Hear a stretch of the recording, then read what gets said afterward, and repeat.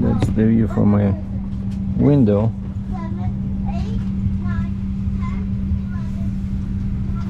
Not enough space here,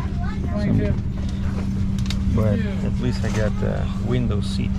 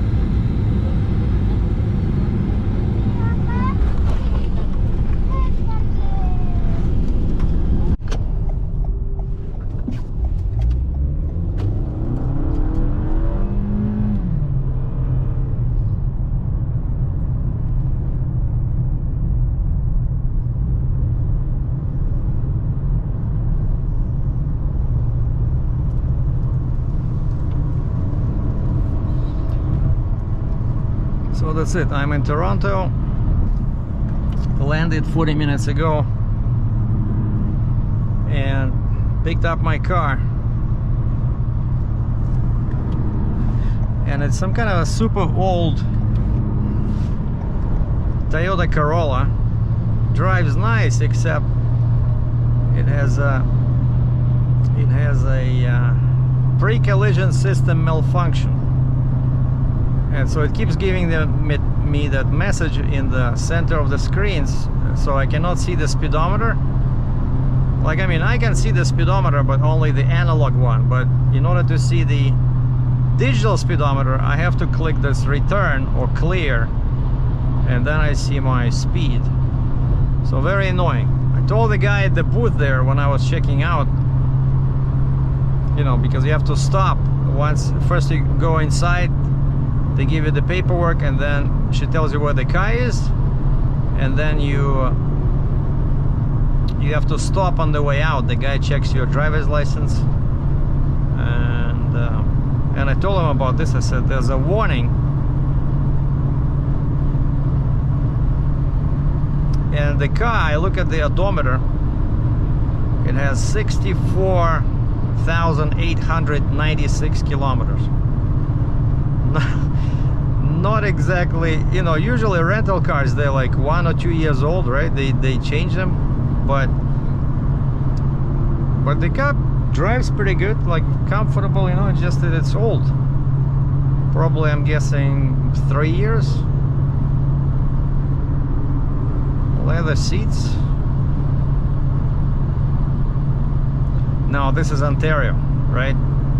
What does that mean in practical terms is that cops here are much more liberal than in Alberta as far as speed limits are concerned.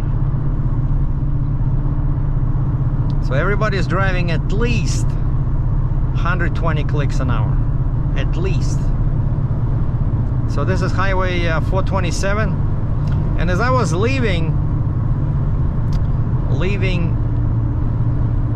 the Avis, my phone rang, and it was Alan. So plumbers are helping former truckers. In 1 kilometer, use the left 2 lanes to turn slightly left to stay on Ontario 427 And north. his friend Gary was supposed to come down too, but then I told him, I said, guys, make sure you bring safety boots and a safety vest, because otherwise they won't, because they wanted to see the forklift, right? That's Use the left 2 lanes to turn slightly left to stay on Ontario 427 north. so that's the whole point of this little expedition, right? I want to see the forklift. I want Continue to on Ontario 427 north for 6 kilometers. I want to double check dimensions, right? And I'm dropping off the check because wire transfer was too expensive. So the guy at the bank says, if you're going there anyway, he says, might as well just get a bank draft, you know, like official bank check in American English. And that's what I did. So I'm bringing the check, and Alan called me. He says he's already there. He's waiting for me at the main building, where I said, yeah, that's where I have to go to make the payment, and they'll give me the final paperwork. But you know, it's a forklift, right? So there's no license plates. I like this. You don't have to deal with any BS.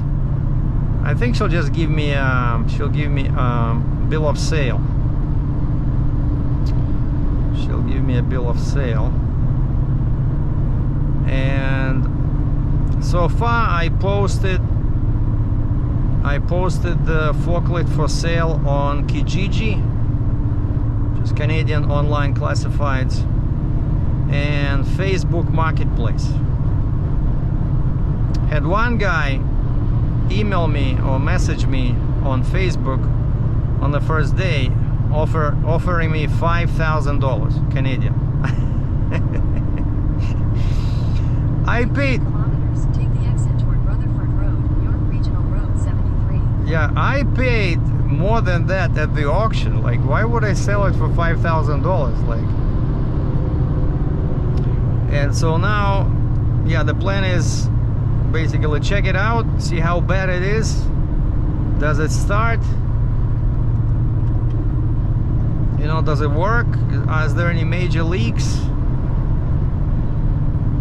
And double check the dimensions. And then I'm gonna go, I'm not sure if I do it today,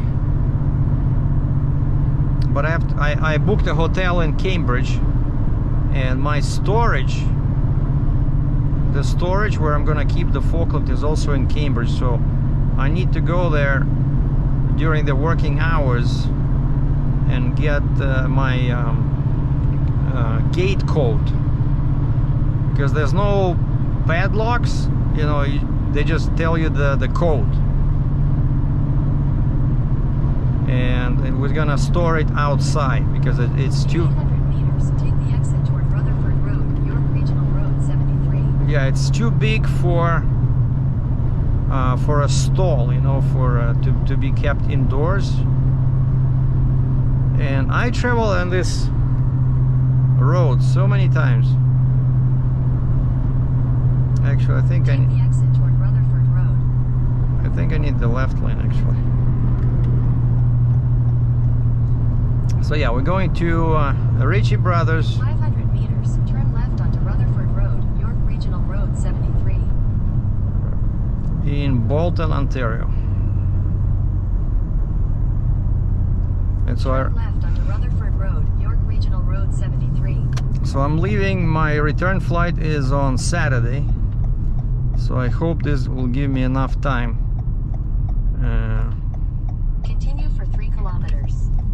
But all I need to do now is I need to move the forklift from the auction to my storage and clean it up a little bit so that I can take better pictures. So I want to make the, so maybe we're gonna meet with Alan another time later this week, because he said he has plenty of paint, and I don't want to, you know, the forklift looks fine like on the sides, like that green, you know, that Clark green looks good, but in the back there's lots of scratches and some kind of like black marks, you know, like a rubber marks. And but I don't want to mess, I don't want to, I know I can get, somebody said you can buy this Clark green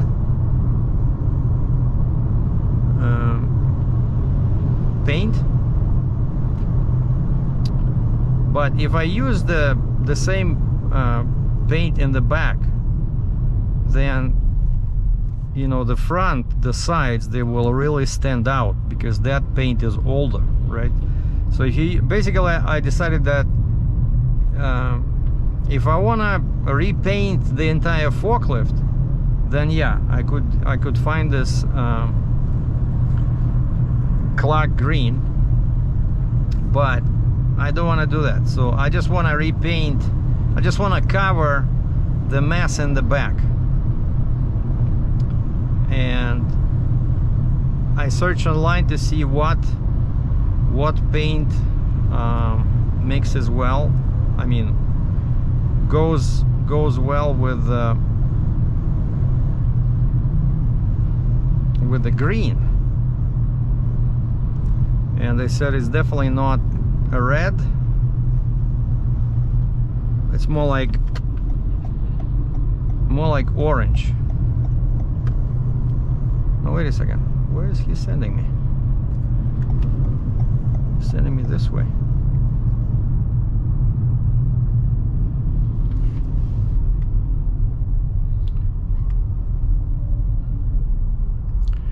Oh, I know, yeah, I know when I was driving my truck, I was always turning here, so this is Highway 50.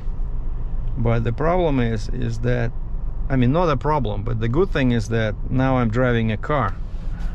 And going straight, there's a sign that says no trucks. But, you know, I still think like a trucker, right?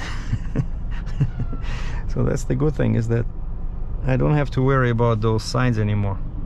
Or e-logs, or carrier enforcement, you know, DOT cops that specialize in trucks. And it's funny, you know, nowadays I'm conscious of these blue license plates, right? Since now, you know, my car has a red license plate, Alberta plate. So here's the difference. License plates are blue on cars and black on trucks.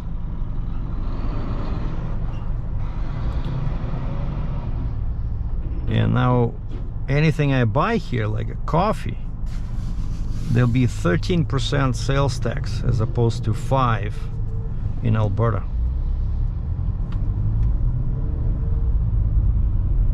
Okay, somewhere here we're turning right.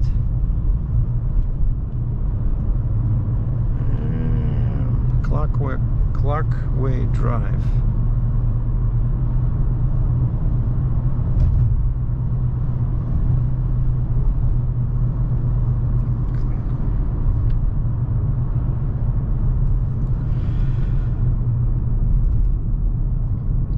So those are the plans for this next few days. Yeah, so pay for the forklift, remove it from the auction, make it look prettier, take pictures, and post for sale sign on. In 300 meters, turn right onto Clarkway Drive. On more publications. Okay, Clarkway Drive. This one? Yeah. Turn right onto Clarkway Drive.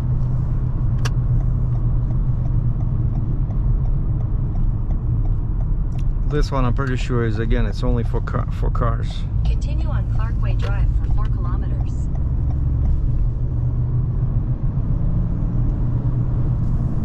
It's very windy today. And the flight was okay, you know, except I had to get up at 2:45 my time. But nowadays Uber has a nice feature called, you know, you don't have to call the taxi right now. You can choose in the future, you know, you can reserve. And I was not sure if I can rely on that, so I thought maybe it's just better to call a regular taxi, you know. But I clicked to check that option on Uber, and it says, okay,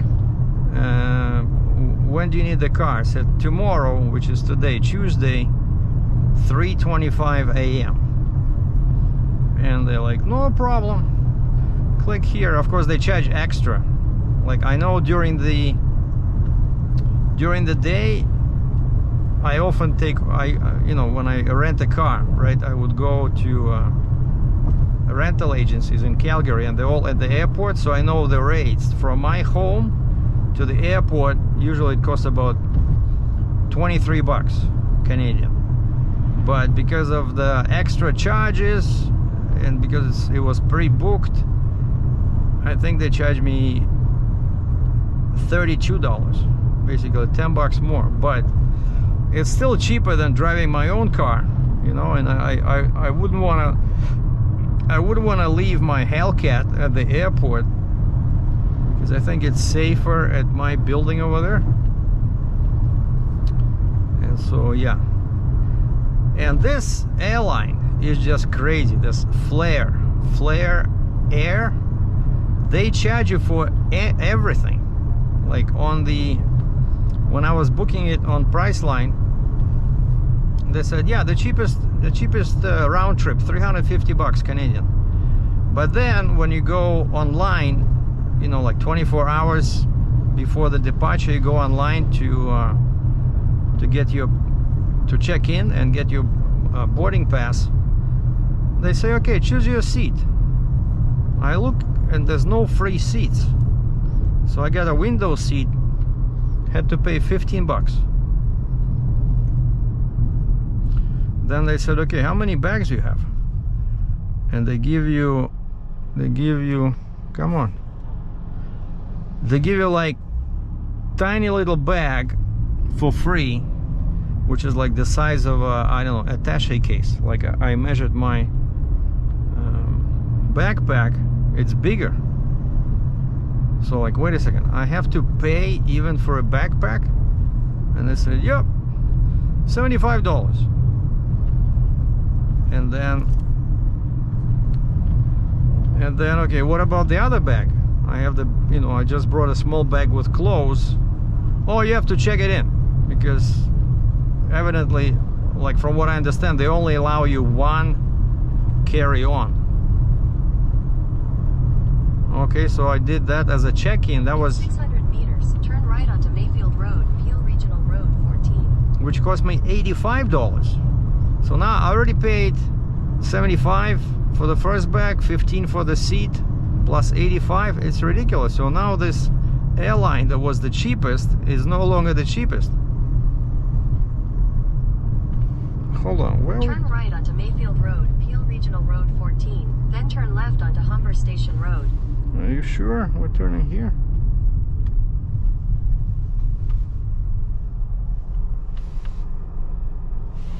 What the heck are you talking about?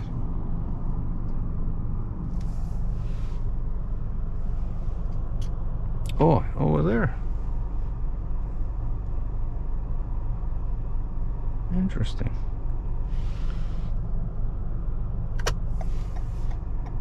He wants me to go over there. What is this? This is Mayfield. Mayfield. Yeah, Mayfield is not... I don't need that one.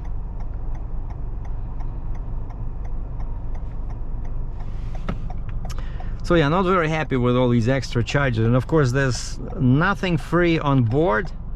Coffee was... I got a coffee and I got a tea. It was $3.39 Canadian. Can I go here? Turn left onto Humber Station Road. Continue on Humber Station Road for 3 kilometers. So I paid $3.39 for coffee. Of course, there was no food.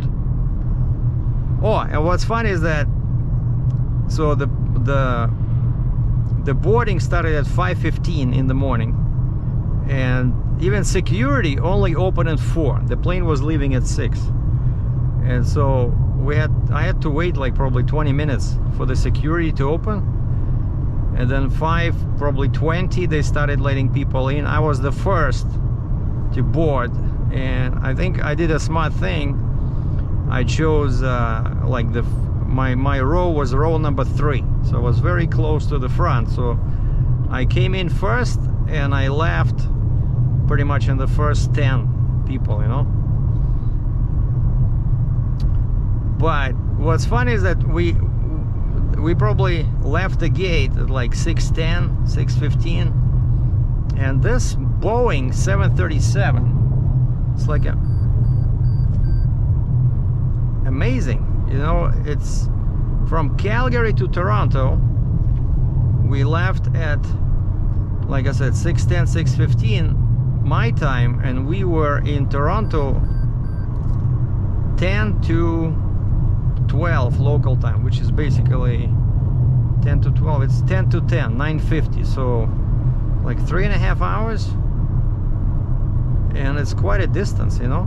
Yeah, but what I'm trying to say, what was funny is that when they were making the announcement about the food and beverages, they said we are sold out on some chips and some apple juice. Like, wait, how are you sold out? It's 6 in the morning, right? How are you sold out? In 600 meters, turn right onto Healy Road. It's just crazy. This Flair airline, they're sold out.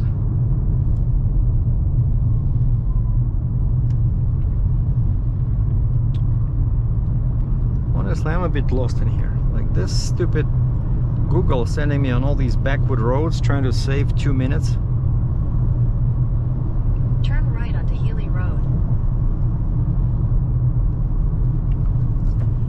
All right.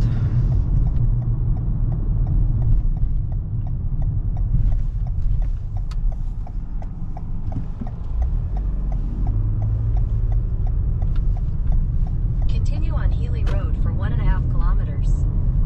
Where's the auction? Oh, it says we're three clicks away. Okay.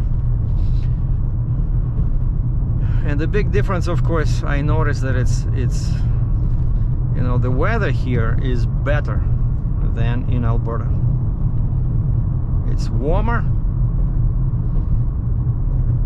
and they don't have crazy temperature, you know, ups and downs like what we have in Calgary. Like you can start a day at -10 Celsius, and then at 2 o'clock it's going to be +5, +10, you know, like in the spring. Yeah, I'm missing Ontario a little bit, but I cannot afford living here. Just way too expensive. In 500 meters, turn left onto Coleraine Drive, Peel Regional Road 150. In Alberta, most things are cheaper. The only thing that's more expensive over there is alcohol. You know, income taxes are lower.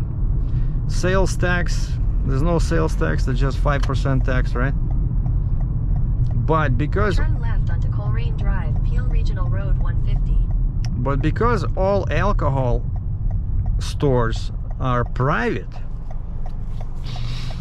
the prices are higher, even though there's 5% tax versus 13.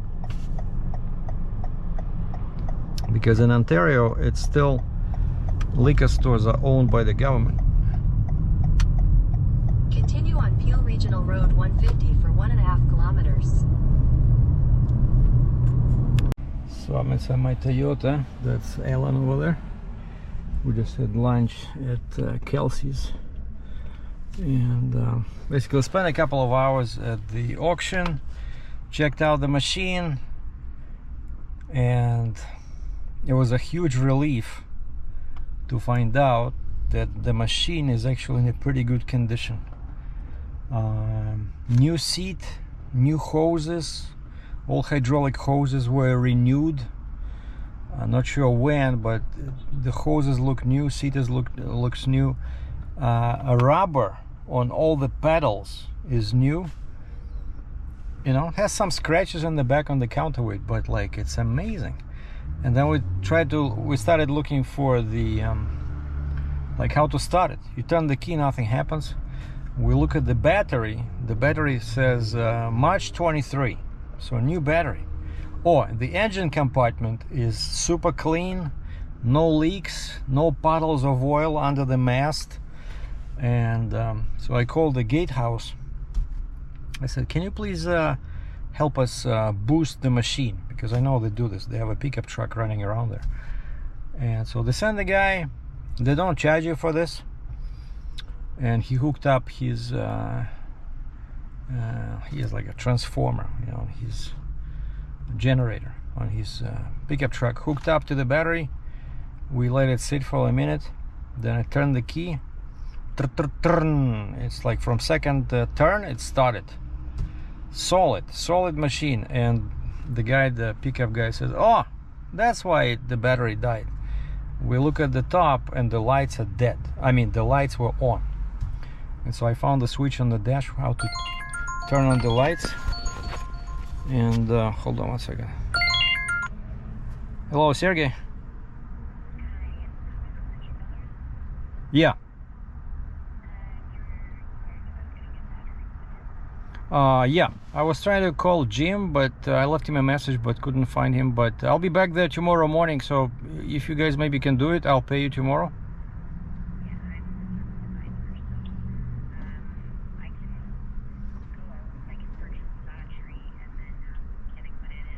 Okay.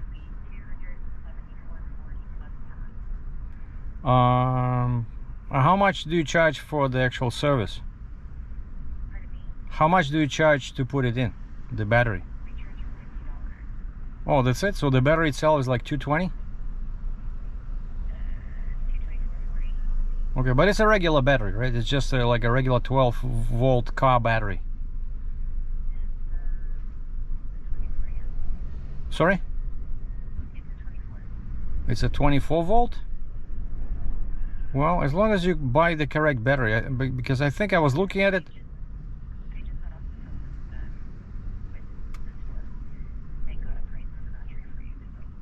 Okay, yeah, okay. It'll work as long as it's the correct battery, right? So that I can start it. I took the key with me.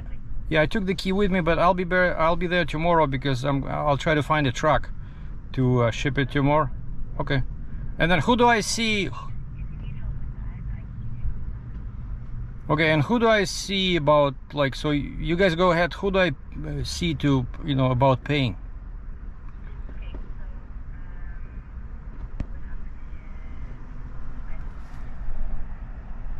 The mechanics, well, I would submit the invoice for the part, and then I'd submit the mechanic's work order, and then they would send you via email an invoice. Okay. And you can just go onto the website and pay. Oh, I see. Okay. Sounds good. Alrighty? Yeah, sounds good. Excellent. And okay, so I'll go purchase that battery for you now, and then we'll have it in for you for tomorrow. Oh, excellent. Thank you very much. You're welcome. Have a good night. You too. Bye-bye. Thanks. Bye. Wow, nice people. Except, yeah, basically that's the only drawback.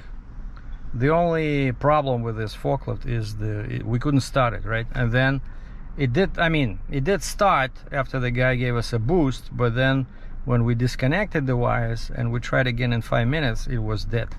So basically we need a new battery. And instead of going out and getting it myself, it's still, you see, they're only charging $50, but I don't think it was a 24-volt battery. I don't know. As long as I don't care, as long as the thing starts. But here's a couple of pictures. I didn't take my big camera, I just took my cell phone. But now I know the condition of the forklift. It's excellent condition, with some scratches in the back. But when we started it, that guy, the pickup guy, he said he used to be a forklift driver, and I asked him a couple of questions on it. So he showed me how to operate the mast, you know. So I asked him where the leaks are usually found, and we opened the mast, we lifted it, you know, so that the second stage starts going up, and so we can see the big cylinder. And he says, you see this one, this particular spot, this cylinder should be clean. There should not be any oil on it.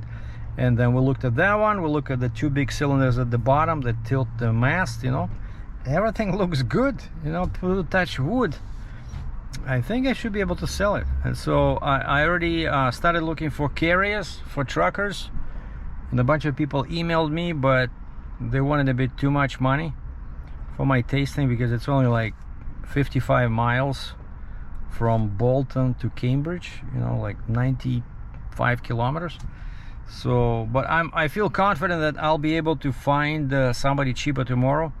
And so tomorrow the job number one is, I'm not gonna even touch it. I'm not gonna repaint the rear, forget it, it looks good. Tomorrow job number one is get the battery changed. And then number two, I need to get a gate code from my storage facility. And job number three is find a carrier and meet them there, and safely move this pretty heavy forklift, 18,000 pounds, move it to my storage facility.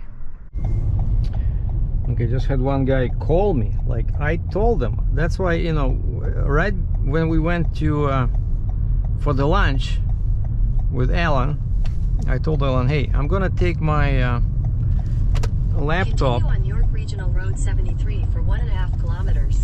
I'm gonna take my laptop, and while we are waiting for our order, it'll just take a couple of minutes to post this forklift. Just basically looking for a carrier.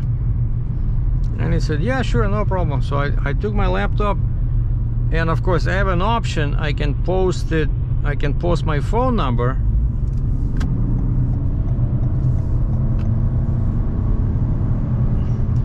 or I can post my email address. And so I knew that people would start calling right away as we were trying to eat, and so I posted my email address.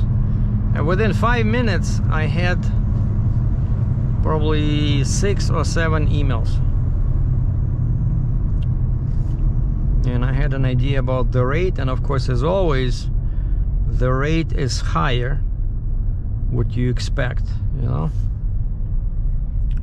And now this guy calls me, like, how did he find my extension number? I did not put my extension number, I just put my work email address. And he says, oh, I worked for you guys a couple of times. And at first I'm like, wait, who did he work for? And then I realized that he's talking about my company, the company I have a contract with. So he worked for my big logistics company before, and he says he has a double drop trailer. So it doesn't, basically what I learned today from emailing these 500 meters, use the right lane to take the Ontario carriers ramp. is that it would not be a problem at all to find a truck, because we are just north of Toronto. There's a whole bunch of Use the right lane to take the Ontario 407 ramp. carriers here. And so this guy, Dave, 600 meters, merge onto Ontario 427. seems like a nice guy.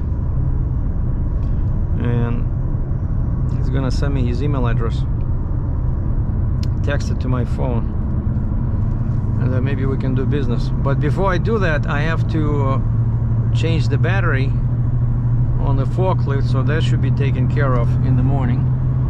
And then I have to find the... Continue on Ontario 427 for 5 kilometers. I have to find the gate code, right?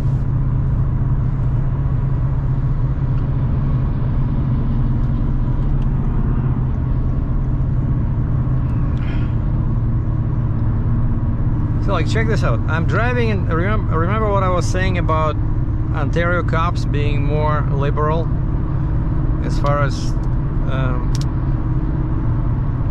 speed limits are concerned. Now check this out.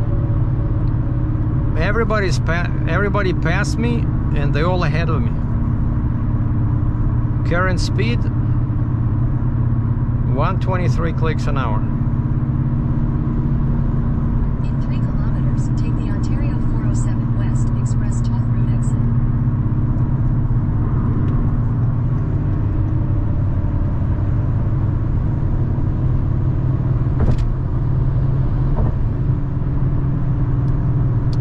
So this Toyota is moving pretty good.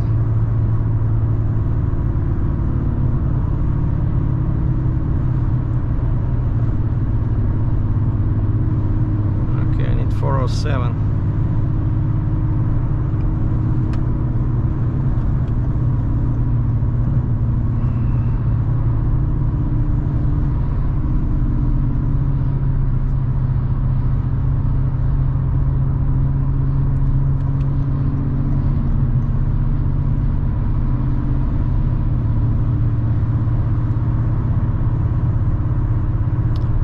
Weather is pretty nice here. Plus 22 Celsius. Wow.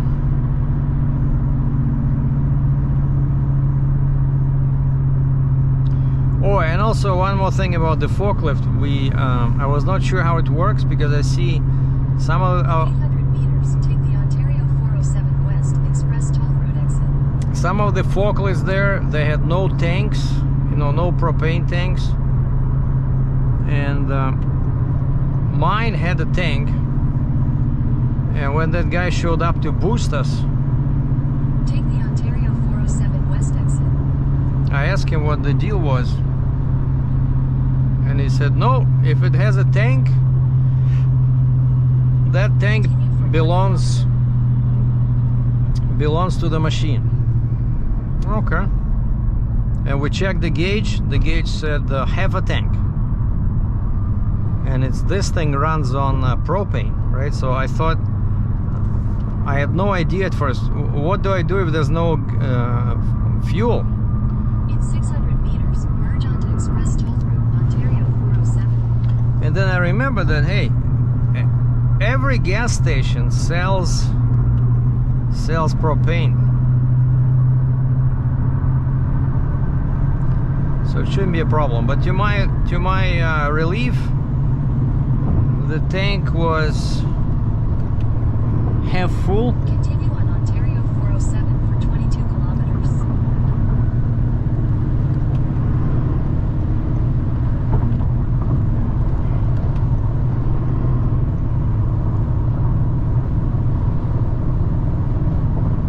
I love this highway.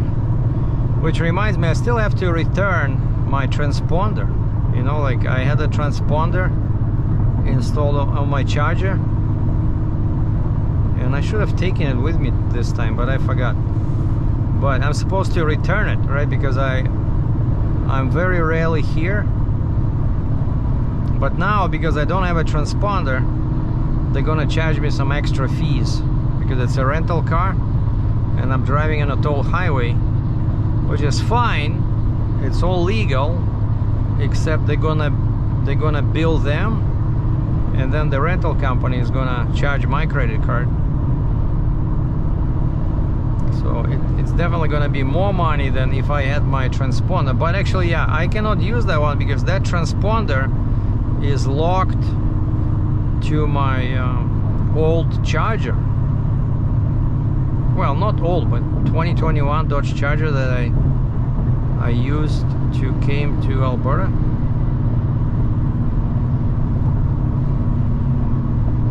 Yeah, speeds here are definitely more fun than in Alberta.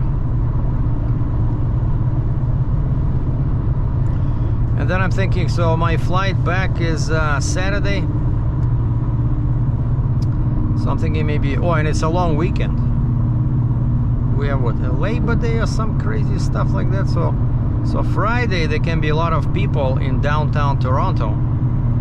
And since I have my new funky little camera, Nikon Z6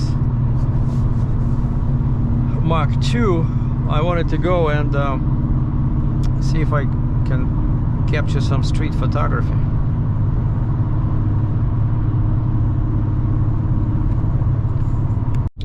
Well, one thing I don't miss about Ontario is this.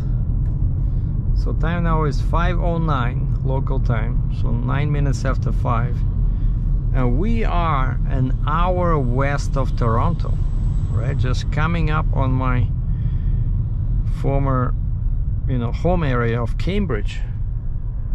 And the entire road on Google Maps is red and yellow. Like, I'm guessing they're still doing construction there. They're still widening the highway. Look at that guy. That's an exit for a rest area. But yeah, people definitely drive differently in Alberta compared to, look at this guy.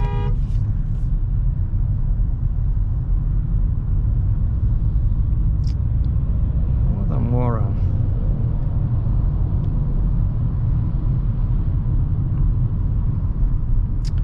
So plus 9 minutes is the delay, and I'm 7 clicks away.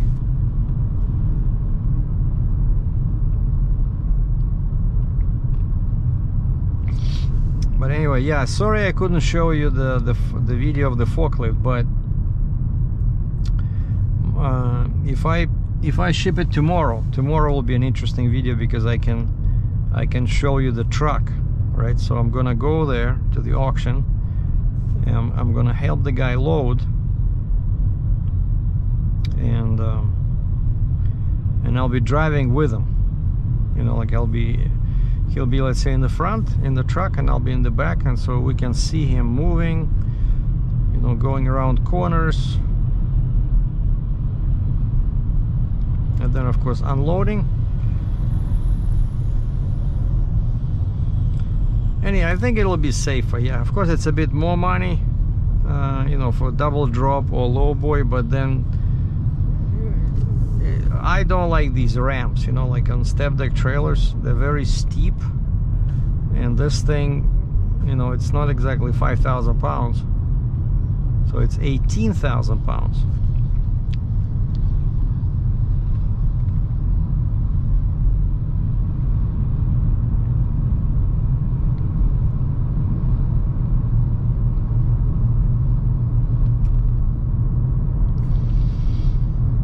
One thing that worries me is that a lot of Canadian carriers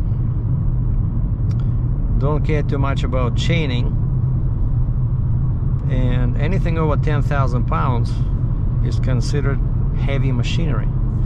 So you need minimum 4 chains, and these chains must be 3/8 of an inch or thicker, cannot be 5/16. Okay, so I expect to be arguing with some carriers tomorrow.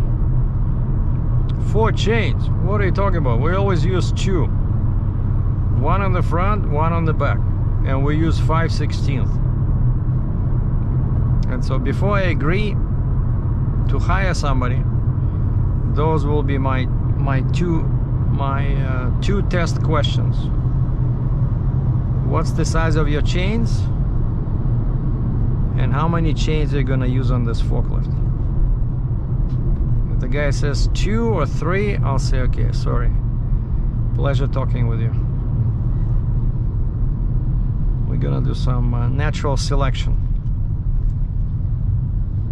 All right, I hope that the next video will be a bit more interesting. Yeah, sorry that they don't allow filming on the auction's property, so I couldn't show you anything. And plus it was really windy, lots of dust was being blown around, and Ellen and me, we had some, well, look at this, guys.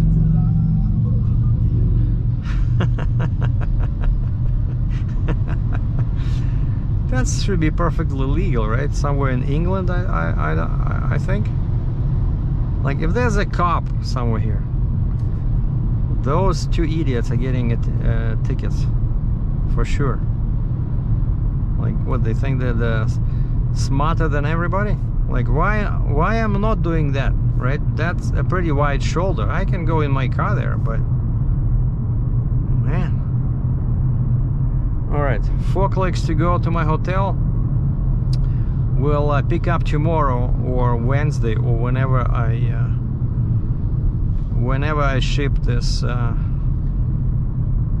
green yellow monster forklift.